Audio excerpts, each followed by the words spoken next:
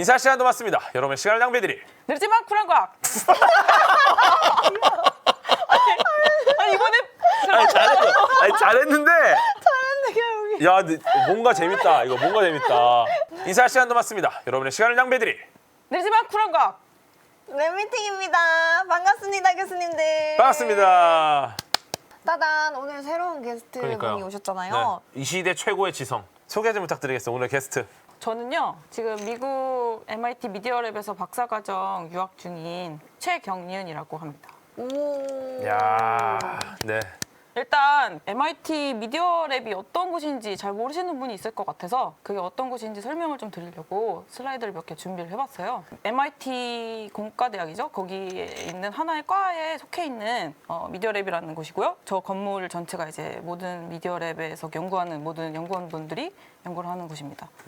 저 건물이 전부 랩입니까? 네, 그 건물 전체가 다 야, 랩이에요. 엄청나네. 근데 이제 그 랩 안에 그룹이 한 20개에서 23개 정도가 있는데 예. 각 그룹이 하는 그 연구가 엄청 달라요. 어떤 그룹은 진짜 예술 쪽만 하는 그룹이 있고 어떤 그룹은 뭐 요새 들어서 생명공학 쪽이 핫한 분야 쪽으로 연구를 하시는 분들도 많이 계시고 제가 하는 그룹 같은 경우는 컴퓨터공학과 로보틱스 뭐 이런 것들이 융합된 학문을 하는 그룹도 있고요. 응용 쪽을 또 많이 해요 저희가. 그래서 산학협력이라고 하죠. 뭐 회사들이랑 협력하는 일도 되게 많아서 저희가 이제 뭐 과학을 기반으로 하지만 이게 엔지니어링이 덧대어져서 뭐 사용성을 추가하고 그다음에 뭐 디자인으로 그걸 좀 더 포장을 잘하고 어떻게 사용자랑 커뮤니케이션 잘할지 이런 걸 연구를 하고 예, 심유장 교수님, 미디어가 무슨 뜻이에요? 미디어라는 예. 게 사실 막 미디어 랩이라고 하면 가끔 뭐 TV나 뭐 방송을 많이 생각하시는 분들도 계시는데요. 예. 여기서 말하는 미디어는 좀 더 넓은 범위에서 연결하는 매체라는 뜻이 더 강합니다. 연결하는 그래서 매체. 네, 사실 기본 컨셉은 사실 사람과 컴퓨터를 연결하자라는 그런 좀 더 넓은 의미에서 시작을 했는데 지금은 예. 그게 점점점 넓어져서 뭐 생명공학도 들어오고 뭐 여러 가지 뭐 다른 엔지니어링 부분이 들어오긴 하지만 기본 토대는 어떻게 하면 이 컴퓨터랑 사람이 잘 소통을 하고 연결을 해줄 수 있을까 하는 그런 의미에서 미디어라는 그 이름이 들어갔다고 저는 생각을 하고 있어요. 연결하자. 네. 그래서 이제 그 다음에 보시면 제가 미디어랩에서 나온 기술이 뭐가 있을까를 먼저 말씀을 드리면 좀 네. 더 이해하시기 쉬울 것 같아서 하나 되게 대표적인 거를 준비해 봤는데 예. 마이너리티 리포트 영화 있잖아요. 그렇죠. 처음 나온 그 영화에서 예. 되게 막 신기하다라고 느꼈던 게 모든 분들이 손을 이용해서 컴퓨터의 맞아, 모든 맞아. 인터페이스를 조종을 하고 자기가 하고 싶은 거를 되게 자유롭게 맞아요. 조작을 하는 맞아요. 그런 장면이 진짜 있었잖아요. 신기해요. 근데 이 장면이 저희 그룹 졸업생분이 컨설턴팅을 해서 만들어진 그 아이디어와 그 장면이거든요. 그래서 미디어랩을 얘기하면 꼭 한 번씩 얘기를 해주는 그 예로 이 거를 들고 있어요. 아, 네. 그리고 이제 또 다른 걸로는 뭐 감정인식 기술. 컴퓨터가 감정을 갖게 할 수 있을까? 라는 그런 기본적인 질문에서 시작을 하는 그룹이 있어요. 그리고 사람의 감정을 컴퓨터가 알아챌 수 인식을 있나? 하면, 알아차면 거기에 대해서 어떤 반응을 보여야 이 컴퓨터랑 사람의 그 소통이 좀 더 자연스럽고 좀 더 공감을 얻어낼 수 있을까?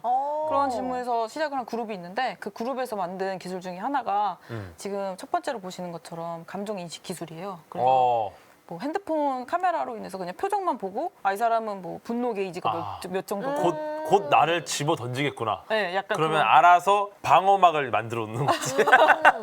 뭐 이 사람이 너무 스트레스를 받은 것 같다 그러면 이제 뭐 스트레스 너 되게 많이 받은 것 같은데 이런 음악을 들어보는 건 어때? 이런 식으로 뭐 좋은 노래 아니면 뭐 명상을 가이드한다거나 근데 화나는데 갑자기 노래 틀면 좀 빡칠 것 같아. 아니면 뭐 심호흡을 장난하냐? 해보지 않겠니? 라는 식의 이제 그 제스처를 취하는 거죠. 두 번째가 또 두 번째는 이제 지보라는 예. 소셜 로봇인데요. 네. 그래서 얘가 친구? 이제 그 음성에 대해서 반응을 하면서 자기 몸을 막 움직여요. 그래서 그래서 약간 살아있는 친구 같은 느낌 정말? 이제 몸을 어떻게 움직여요? 그러니까 저게 지금 위에가 머리고 밑에가 몸체인데요. 예. 그 얼굴이 이렇게 막 돌아가요 위에서. 그래서 막 되게 다양한 감정을 표현을 할 수가 있어요. 3번 가볼까요 그러면? 네, 3번은 이제 요새 막 뭐 옷에도 이제 막 컴퓨터가 들어간다라는 말도 많이 나오고 예. 뭐 요새 스마트워치는 주머니에 손 넣은 게 왜 의심스러워? 예, 손이 시려서 그렇습니다. 많이 추운 곳이에요 예. 저기. 그래서 그런 웨어러블 컴퓨터라는 그 컨셉이 되게 오래전부터 나왔던 얘기인데 어. 저희 미디어랩에 내에 있던 그룹에서 되게 시작을 많이 했고 개발을 되게 많이 했던 분야에서여서 제가 첨부를 해봤어요. 그리고 이제 마지막으로는 랩탑, 그러니까 노트북을 모든 아이들에게 하나씩 쓰게 하자. 1인 1랩탑. 네. 오. 그런 사회 활동을 목표로 만든 그 프로젝트가 하나 있었어요. 개발동상국에 있는 어린이들이 컴퓨터를 사용을 함으로써 현재 시대의 뭔가 트렌드에 맞춰서 교육을 좋은 환경에서 받게 하자라는 생각으로 되게 저가형으로 노트북을 만들어서 모든 학생들에게 이제 배포를 하고 교육적인 프로그램을 만들었던 사례가 하나가 또 있습니다. 이제 미디어랩에서 어떤 연구를 많이 하느냐? 저는 인간 컴퓨터 상호작용과 관련된 연구를 합니다. 이렇게 말씀을 드리는데 이게 사실 직관적으로 와닿진 않아요. 이게 무슨 일을 하는 걸까? 그렇죠. 사실 저희가 이제 요새 스마트폰을 많이 사용을 하다 보니까 네. 스마트폰을 보면 버튼이 되게 많아요. 그쵸. 화면에서 보이는 버튼도 되게 많고 양 옆에 있는 뭐 파워 버튼이나 볼륨 버튼도 되게 많은데 이걸 항상 저희가 손으로 터치를 하고 나면 뭐 항상 얘가 반응을 보이죠. 여러 가지 반응을 보이는데 이런 제가 행동하는 거에 대해서 핸드폰이 답변을 해주는 그 역할을 해주는 다리 역할을 하는 연구를 많이 하는 역할을 하고 있습니다. 그렇군요. 예. 그래서 이제 이런 그 다리 역할을 하는 걸 인터페이스라고 말을 하거든요. 그래서 사전적 정의로는 뭔가 사물과 사물 혹은 사물이랑 인간 사이에 소통이나 뭐 대화를 할 때 그거를 자연스럽게 하고 해주기 위해서 만들어진 뭐 물리적인 매개체라고 말을 하는데 사실 뭐 인터페이스라고 하면은 아까 말씀드린 것처럼 아이폰이나 뭐 갤럭시나 있는 그 터치 스크린이나 거기에 디자인된 버튼들 하나하나 전원 버튼은 어디에 있고 이런 거를 다 통틀어서 인터페이스라고도 하고 심지어 이런 그냥 물병 같은 것도 물 이걸 열고 닫고 하는 이 디자인을 하는 것도 인터페이스 디자인이라고 하거든요. 사실 이게 행동에 영향을 미치는 거잖아요. 잘못된 인터페이스 디자인에 아주 중요한 예로 많은 사람들이 하는 것들이 하나가 있죠. 잘못된 인터페이스군요. 네, 정말 잘못된 그 예 중에 하나죠. 그래서 사실 정말 직관적인 인터페이스라면 밀고 싶은 문이라면 아예 손잡이를 없앤다거나 그럼 사람들이 무조건 밀 수밖에 없겠죠. 그리고 그게 더 훨씬 낫네. 네, 더 직관적인 그런 인터페이스가 될 것 같고 이게 그래서 미디어랩에서 항상 강조하는 그 부분이 아까도 말씀드렸듯이 사이언스는 과학은 모아진 정보를 갖고 지식을 만드는 행위이고 그러면 그 모아진 지식을 갖고 공학은 그 사용성을 부여를 하는 거죠. 실용적이게.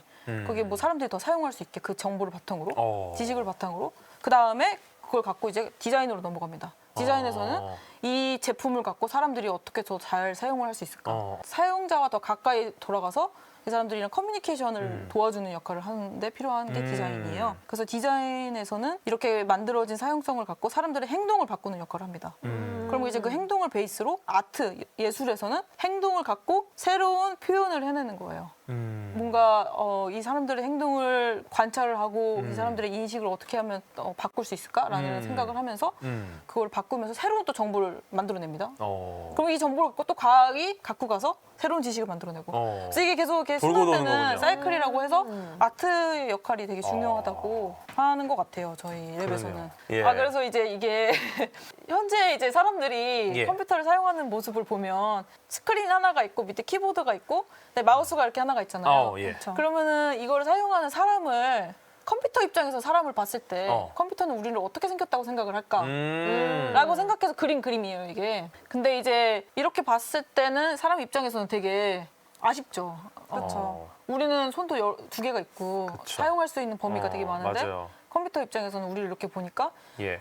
이제 여러 가지 질문이 나오는 거죠. 이런 현재 인터페이스에는 문제가 많다. 그러니까 키보드는 어떻게 치냐? 키보드는 저 손가락 독수리 타법이고. 그래서 어떻게 하면 사람들이 이런 스크린을 보면서 하는 거나 마우스 사용하는 걸에서 벗어나서 좀 더 다양한 우리의 그 모든 그 능력을 사용할 수 있는 인터페이스를 만들 수 있을까? 어떻게 하면 컴퓨터랑 그런 식으로 연결을 할까라는 데서 나온 게 이제 그 다음 내용인데요. 보는 거, 듣는 거는 많이 하지만 촉각을 이용한 인터랙션은 많이 없다. 상호작용은 많이 없다. 피부가 하는 역할에 되게 중요성을 말씀을 드리고 싶어요. 그래서 저기 지금 이 보시는 이미지는 예전에 그 이런 촉각에 대한 중요성을 밝히기 위해서 한 실험 중에 하나인데 원숭이를 갖고 하는 그 모성이 실험이 있었어요. 그래서 뭐 원숭이를 데려다 놓고 하나는 철로 만든 어머니 모형이고 하나는 그 부드러운 천을 씌우고 같이 밥은 똑같이 나왔어요. 근데 원숭이는 무조건 다 저 천으로 뒤집어진 그 인형 모형으로 간 거예요. 그게 더 촉감이 부드럽고 엄마랑 더 비슷한 느낌이 느낌이 들고 촉각이나 우리 몸을 움직임으로써 할 수 있는 배울 수 있는 것들 그런 능력들이 되게 많은데 그런 게 많이 배제되고 있었다라는 걸 말씀을 드리고 싶고요. 이제 그거를 좀 어떻게 하면 인터랙션 상호작용하는 걸 더 다양하게 할 수 있을까라는 생각에서 나온 게 다음에 나오는 그 체감형 인터페이스라는 인터페이스예요. 그래서 이 부분이 제가 주요로 하고 있는 연구 분야이고요. TUI의 시초가 되는 아이디어 같은 애니메이션인데요.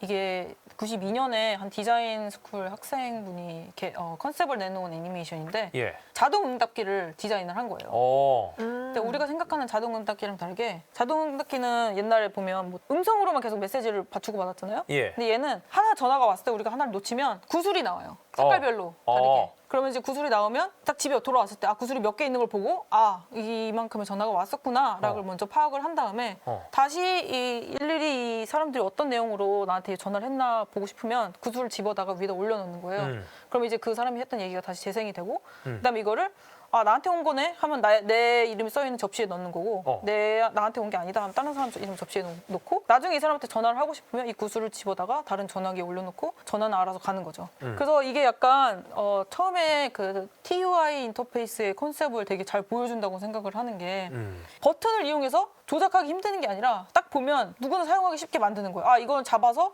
색깔이 다른 게 딱 보고 이만큼의 사람이 전화를 했구나. 그리고 이걸 여기다 놓으면 누가 어떤 얘기를 했구나 하는 식으로 해서 뭔가 좀 더 손을 많이 이용하고 몸을 이용함으로써 기계랑 대화를 하는 그런 인터페이스 개념을 이때 처음 나왔던 거죠.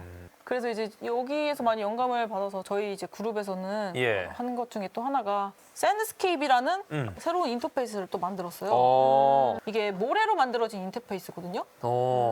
그래서 우리가 3D 그래픽을 현재 컴퓨터에서 볼 때는 마우스를 이렇게 돌려가면서 보잖아요. 그렇죠. 모델을 볼 때.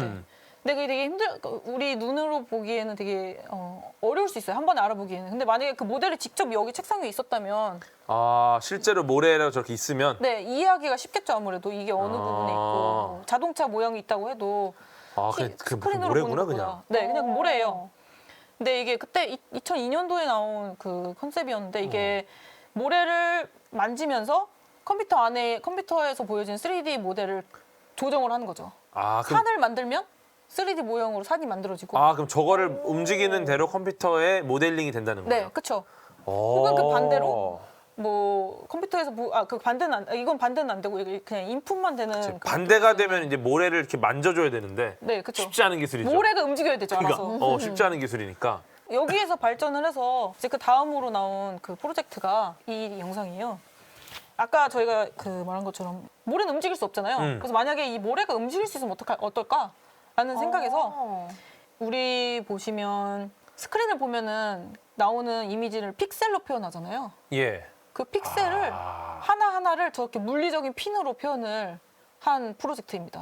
픽셀을 현실의 핀으로 만들었구나. 그래서 이걸 핀 디스플레이라고도 하는데 이게 완벽한 3D는 아니고 항상 바닥에 붙어 있으니까 그래도 어느 정도 입체감이 나오기 때문에 이거를 2.5D 디스플레이라고 하거든요. 그리고 뭐 가구에 사용을 한다면은 뭐 전화가 왔을 때 이런 식으로 뭐 진동 대신 이런 식으로 테이블에 변형을 해서 전화도 옮겨준다 이렇게. 옮겨준다든가 하는 식으로 좀 더 살아있는 느낌? 그리고 지금 보시는 것처럼 이런 3D 나올 때 그래서 몸을 이용해서 볼 수 있는 거죠. 눈으로만 보는 게 아니라. 수직도 표현이 되는구나. 네, 이런 거는 학생들한테 뭐 3D 그래프 이렇게 칠판에 그리는 정말 어렵지만 이런 식으로 직접 보여주면 실시간으로 보여주면 애들이 이제 이런 모양이구나라는 걸 이제 좀 더 체감적으로, 직관적으로 인식을 할 수 있겠죠. 이거 만약에 저 핀이 엄청 작아지면 세밀해지면 진짜 신기하겠다. 그렇죠. 엄청 세밀해져서 우리 예를 들어 우리가 지금 화면도 해상도 엄청 높잖아요. 과거에는 안 그랬거든. 저게 발전하면 해상도가 엄청나게 좋아져서 저것도 핀이 거의 바늘 같은 애들을 만들어지면은 진짜 내 얼굴이 이렇게 되면 내 얼굴이 여기 딱 나오는 거야. 진짜로. 저거 분명히 자기 얼굴 대보는 사람 있다. 분명히 있다 저거. 자기 얼굴 딱 대보고 나오는 거 보고 좋아하는 사람이 분명 있어요. 저거. 근데 이제 이거는 제가 들어가기 전에 이제 그 전에 있던 학생분들이 만든 그 프로젝트인데요. 저는 이 영상을 보고 되게 영감을 많이 받아서 저기 진짜 가고 싶다라는 생각이 들었던 프로젝트였어요. 와 너무 좋아 보여. 그래서 이 중에서 좀 많이 제 개인적 관심 분야로는 이제 햅틱스라는 분야가 있는데요. 예. 햅틱스라고 하면 많이 좀 들어보셨을 것 같아요. 그렇죠. 가장 기본적인 거로는 뭐 핸드폰 진동 아, 이런 뭐 촉각적으로 이제 반응을 주는 거죠. 아웃풋을 주는 거죠. 그래서 이 사람한테 뭔가를 알리고 정보를 전달하기 위해서 촉각을 이용해서 정보를 전달을 하는 것을 햅틱스라고 하는데 예. 어떻게 하면 이런 우리의 능력을 더 사용할 수 있을까라고 했을 때 우리가 사용하는 신체 지각을 한번 살펴볼 수가 있어요. 세 개로 나눠볼 수가 있는데 외 수용 감각이라고 하는 거는 우리가 보는 거, 듣고 냄새를 맡고 하는 그런 외적인 데서 오는 자극에 대한 반응을 받아들이는 감각이라고 할 수 있고요. 내수용 감각 같은 경우는 우리가 숨을 쉬고 심장이 뛰는 걸 느끼고 가끔 근데 숨 쉬는 거 인식하면 네. 그 힘들어질 때 있잖아요. 아, 내가 숨 쉬고 있구나. 하다 보면 갑자기 숨 쉬는 게 어색해져서 맞아요. 엄색해져. 네, 아, 그래요? 이상하게 숨을 쉬게 되고 어색해져요. 근데 이제 이런 감각이 내수용 감각이라고 하고요. 하나는 이제 마지막으로 고유수용 감각이라는 건데 이건 우리가 몸을 움직임으로써 느끼는 그런 감각들이에요. 그래서 예. 예를 들어서 눈을 감고도 우리 팔이 어디 있는지는 알잖아요. 그렇죠. 이런 것들을 고유수용 감각이라고 해요. 근육을 움직이고 이 뼈 관절 움직임으로써 인해서 이 위치가 알아서 파악이 되는 직관적으로 이제 이 세 가지를 이용해서 햅틱 관련한 연구들이 되게 많이 이루어지고 예. 있어요. 그래서 이 감각들을 이용해서 어떻게 컴퓨터랑 좀 더 재밌는 일을 해볼까 하는 그 연구들이 많이 있는데 사람 몸이 예상외로 되게 조작을 할 수 있다 그래야 되나? 착각을 주기 쉽고. 네, 착각을 만들어주기 쉽다는 거죠. 그래서 그걸 오히려 역이용해서 뭐 VR이나 아까 말씀드린 것처럼 AR이나 게임이나 이런 데 많이 사용을 하고 있는 것 같아요. 그래서 이것도 이제 햅틱스 관련 연구에서 많이 하고 있는 것 중에 하나로 예. VR 내에서 게임을 할 때 우리가 뭐 칼을 들었어요. 근데 그 칼의 길이가 다를 수 있잖아요. 게임 캐릭터를 그럴 수 조종하다 있죠. 보면 새로운 아이템을 먹고 하다 그렇죠. 보면 그러면 근데 VR에서는 이제 문제가 몸을 이용하면서 막 움직이다가 아이템을 하나 잡았는데 아이템이 점점 변하는데 내가 실제로 체감하는 이 실제 세계에서 들고 있는 이 검은 무게가 변하지 않아요. 길이도 변하지 않고요. 그래서 약간 좀 이질감이 많이 들겠죠. 게임을 그렇죠, 하면서. 그렇죠. 그래서 이걸 좀 더 어떻게 하면 재밌게 좀 더 체감을 할 수 있게 할까 하는 데서 나온 연구 중에 하나가 이런 검의 무게를 분배를 다르게 하는 거예요. 그래서 비록 실제 형태는 짧지만 그 무게를 끝에다가 분배함으로써 모멘트를 몰아주는 거구나. 네. 그래서 마치 내가 VR로 할 때는 이 검이 이만큼 긴 것처럼 느껴진다거나 하는 식으로 이런 데 연구에 쓸 수 있는 거죠. 그다음에 오른쪽에 있는 걸로는 최근에 나왔던 것 중에 하나가 또 몸의 앞에랑 등 뒤에 똑같은 그 라인에 위치하게 해서 진동을 약간의 시차를 두고 가속도를 좀 다르게 해서 진동을 주는 거예요. 몸 앞과 뒤에. 네, 뭐 약간 시차를 두고 뭐 앞에서 뭐 몇 번 두들겼다 뒤로 몇 번 두들겼다가 한 식으로. 몸 관통하는 느낌? 네, 그럼 몸을 관통하는 느낌이 들어요. 그치. 똑똑하면 여기서 두드리고 통과해서 일로 간 것 같잖아. 네. 와. 그래서 이걸로 막 화살을 게임 중에 뭐 화살을 맞았어요. 네. 야. 그럼 그때 이제 그 느낄 수 피드백을 주면 톡톡 화살이 나를 뚫는 느낌. 네.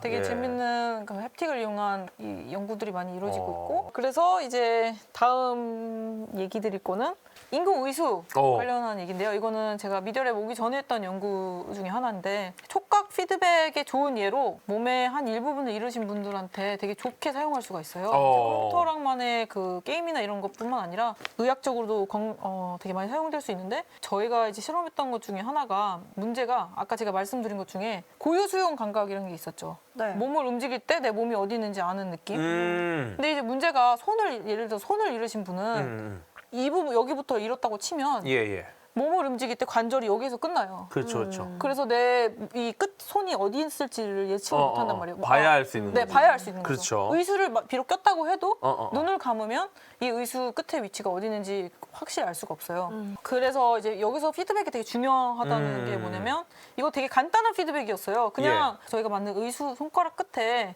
그 엄지랑 검지 사이에다가 그 압력 센서를 넣었어요. 그래서 압력 센서로 어떤 물체를 잡으면 이제 압력이 바뀌겠죠? 그러면 그 바뀌어진 압력에 비례해서 이 남은 팔 부분에 신호를 주는 거예요. 진동을 또 주는 거예요. 이거는 근데 진동이어도 되고 뭐 저희 같은 경우는 근육에 바로 전기적 신호를 주는 자극을 주는 그런 피드백을 줬는데 이것만으로도 이 그 분들이 되게 직관적으로 알 수 있는 거였어요. 그래서 저희가 실험한 것 중에 하나는 이제 눈을 감게 하고 저희가 피드백을 킨 상태와 피드백이 없는 상태에서 물건을 잡고 혹은 계란을 만지게 했어요.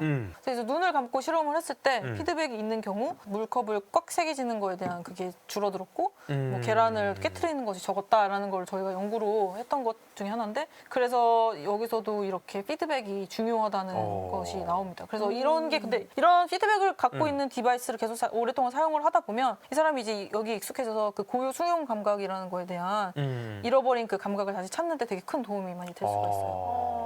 그래서 이제 다음으로는 이건 아까 제가 이제 호흡 얘기를 했잖아요. 그 저희 몸에서 나타나는 생리적인 현상 중에 하나가 여기 써 있는 것처럼 호흡 동성 부정맥이라는 현상이 하나 있는데요. 이게 뭐냐면 심박수 있죠. 다들 의식하기 시작했어. 숨 시작해. 다들 쉬세요. 호흡을 의식하기 시작했어요. 이 심박이 뛰는 스피드를 조절을 저 의지대로 조절할 수 없잖아요. 예. 심장을 빨리 뛰어라 한다고 해서 빨리 뛰는 게 아니잖아요. 그쵸. 근데 이거를 간접적으로 그나마 조절 가능한 방법이 숨을 쉬는 거예요. 그래서 이제 스트레스를 줄일 때 호흡을 하라는 이유가 다 예. 호흡을 느리게 하면 그게 심박수를 낮추는데 바로 연결이 되어 있어서 호흡을 느리게 하면 뭐 스트레스가 저하된다 이런 말이 나오는 게 다 그런 데서 오는 거거든요. 그렇군요. 그래서 이런 원리랑 그 다음에 나오는 또 원리가 하나가 있는데 이거는 사람이 같이 손을 잡거나 호응을 하거나 혹은 같은 공간에 가까이 있을 때 그 심박수가 동기화가 돼요. 야. 이런 현상이 있거든요. 손을 잡아준다거나 허그를 한다는 게 되게 좋은 이유가 어떤 사람이 고통을 느끼고 있을 때 그런 거를 되게 뭐라 하지? 낮춰주는 효과도 하고 그다음에 이런 식으로 심박이 동기화가 되었을 때 서로의 그 대화 내용에 대한 공감도가 되게 높아지고 친밀도가 높아진다라는 그런 연구 결과가 되게 많거든요. 그래서 이런 원리를 이용해서 과연 이런 역할을 새로운 컴퓨터 인터페이스가 대체할 수 있을까라는 그 질문에서 시작을 한 프로젝트가 하나 있는데요. 이거는 제가 작년에 개발했던 그 웨어러블 그 시계 같은 형상의 그 디바이스인데 얘는 본인의 심박수 현재 상태에 맞춰서 이 사람이 많이 스트레스를 받았다라는 느낌이 들었을 때는 그것보다 낮은 심박수를 햅틱으로 촉각으로 피드백을 주는 디바이스예요. 동기화시켜서 좀 심박수를 낮춰주는구나. 네, 그렇죠. 근데 이게 이 사람한테 경고를 하는 게 아니라 이 사람이 항상 일상생활 중에 은은하게 이걸 그냥 느끼도록 하고 싶었어요. 저는. 그러니까 이걸 인지하지 않아도 과연 패턴에 맞춰서 내 심박수가 동기가 될까? 라는 게 제일 궁금한 점이 있었어요. 그러니까 마치 심박수가 굉장히 안정적인 사람의 손을 잡고 다니는 거랑 똑같은 효과고. 그렇죠. 그래서 그게 도움이 되나? 네. 그래서 그걸 이제 실험을 재밌는 했었는데 연구다 이거. 일단 이 사람들한테 이 장치의 목적은 설명을 하지 않았고 태스크를 하나 줬어요. 너 이 그림 한번 그려봐. 그동안의 심박수를 재면서 여기서 나오는 자극이 이 사람한테 심박수에 얼만큼 영향을 미칠까를 재봤는데 하면서 동시에 촉각뿐만 아니라 시각적인 거 그리고 청각적인 거 이 세 가지를 자극을 주면서 비교를 해봤거든요. 시각적인 거 같은 경우는 사람들이 인지를 못하게 되게 미묘하게 그 디스플레이 있죠. 이 화면에 밝기를 조절을 했어요. 그 심박수에 맞춰서 밝았다가 낮아졌다 밝았다가 낮아졌다가 그리고 그 다음 청각적인 거로는 이제 헤드폰을 통해서 심박이 뛰는 소리를 들려줬어요. 되게 작은 소리로. 그래서 이제 이 세 가지를 비교를 한 거예요. 했는데 세 가지 다 같이 따라간다는 결과가 나왔거든요. 근데 이제 촉각 같은 경우가 그 속도가 정말 빨랐고 그리고 또 재미있었던 거는 제가 이분들을 데리고 이걸 뭐죠? 팔벌려 뛰기를 시켰거든요. 일부러 심박수를 되게 높인 다음에 얼마큼 이게 낮아질까 그것도 궁금해서 막 1분에 막 120번 막 심박이 뛰게 한 다음에 이 자극은 1분에 60번만 자극을 줬어요. 그랬는데 촉각 같은 경우가 거기에 따라가는 속도가 되게 빨랐고 빠르게 안정을 찾는군요. 그리고 사람들이 느끼기에 방해되는 정도가 되게 적었다라는 결과가 나왔어요. 그래서 보는 거나 듣는 것보다 특히나 다른 여러 가지 일을 할 때는 촉각이 좀 더 효율적이다라는 그 결과를 얻을 수가 있었어요. 그래서 이런 데 사용을 해서 사람들의 그 생체 신호도에도 영향을 미치는 장치를 만들 수 있다라는 거를 그렇군요. 말씀드리고 싶었습니다. 네, 그래서 이제 저희가 생각하는 거는 여러 가지 이제 예를 보여드렸는데 이제 마지막으로 말씀드리고 싶은 거는 역사를 보면 이제 GUI라고 해서 그래픽을 이용한 인터페이스도 있었고 제가 여러 가지 예로 보여드렸던 체감형 인터페이스도 있었고 근데 이제 그 다음은 뭐냐라고 했을 때 저희 교수님이 항상 하시는 말씀이 있어요. 그리고 비전이 있거든요, 교수님만의. 아까 이 그림에 보여 있는 것처럼 라디컬 아톰이라는 비전이 있어요. 이게 뭐냐면 이게 되게 약간 그 인터페이스를 물 안에 가라앉아 있는 빙하처럼 보는 거예요. 그래서 물이 어떻게 보면은 터치 스크린인 거죠. 그래서 GUI 같은 경우는 물 속에 가라앉은 빙하를 우리가 보는 것 같고요. 체감형 인터페이스 같은 경우는 아직 3D는 아니에요. 표면으로 좀 나왔구나. 표면으로 좀 나와서 우리가 만져볼 수는 있어요. 이게 어떤 건지 알 수 있는 거예요. 예. 근데 이제 라디컬 아톰이라는 거는 정말 미래적인 그 지향적인 그런 얘기인데 이게 과연 이게 아까 우리 모래 얘기했었잖아요. 네. 모래가 마음대로 형태를 변형하면 어떨까? 그런 거를 정말 가능하게 할 수 있을까? 라는 생각으로 2.5D가 아닌 그 다음을 넘어서 3D로 넘어서서 이런 물체가 예를 들어서 있는데 물병이었다가 갑자기 뭐 컴퓨터가 된다거나 아니면 뭐 형태를 변한다거나 하는 식의 그 재료를 어떻게 만들 것이며 이거 어떻게 구현할 것인가 라는 그 비전으로 계속 달려가고 있는 그룹이 저희 그룹입니다. 이거 같은 경우는 벌써 감동이야 지금. 자기 과거의 모습을 기록을 하는 거예요, 피아노에. 내가 옛날에 피아노 쳤던 모습을 그리고 나중에 다시 열어보는 거죠. 그래서 내가 다시 컸을 때 내가 어렸을 때는 이랬구나, 내가 피아노는 이렇게 쳤구나 하는 거를 마주 보면 같이 합주도 할 수 있고 저기서 손을 보시면 손에 맞춰서 피아노가 움직이거든요, 건반이. 그래서 약간 감성적인 데를 많이 자극할 수 있는 그 인터페이스인데 제가 정말 좋아하는 프로젝트 중에 하나거든요. 그래서 이분은 이제 이런 식으로 해서 과거의 자기 모습이랑 같이 피아노를 친다거나 혹은 돌아가신 분이 돌아가시기 전에 뭐 할머니가 되게 피아노 치는 걸 좋아하셨는데 치던 모습을 여기 기록을 하고 생각이 날 때 같이 할머니랑 얼굴을 보면서 치는 거죠. 이런 식으로 사람과 사람을 연결하는 방법이 되게 여러 가지 있는데 제가 원하는 방법은 정말 딱 중에 하나가 이런 좋은 예가 이게인 것 같아요. 다음에 한국 오시면 또 나오셔야 될 텐데. 그럼 진짜 좋을 것 같아요. 그러니까요. 재밌었어요, 엄청. 그러니까요. 바로바로 이제 여러분의 피드백이 오는 게 너무 좋았고요. 그래서 이제 저도 거기에 맞춰서 더 재밌는 얘기가 나올 수 있었던 것 같고. 네. 그리고 이제 제가 다음 주에 미국으로 돌아가거든요. 그러니까요. 돌아가기 전에 되게 재밌고 기억에 남을 좋은 추억을 진짜 만든 것 같아서 너무 재밌었습니다. 감사합니다. 그러니까요. 네, 앞으로도 또 정진하셔가지고 좋은 연구 또 많이 해주시고 또 이제 안 될 과학을 통해서 이제 그 연구들을 또 저희가 알릴 수 있는 기회가 또 있었으면 좋겠습니다. 네. 인사 시간도 맞습니다. 여러분의 시간을 낭비해드릴 느리지만 쿨한 과학. 랩미팅이었습니다. 감사합니다, 교수님들. 감사합니다. 감사합니다.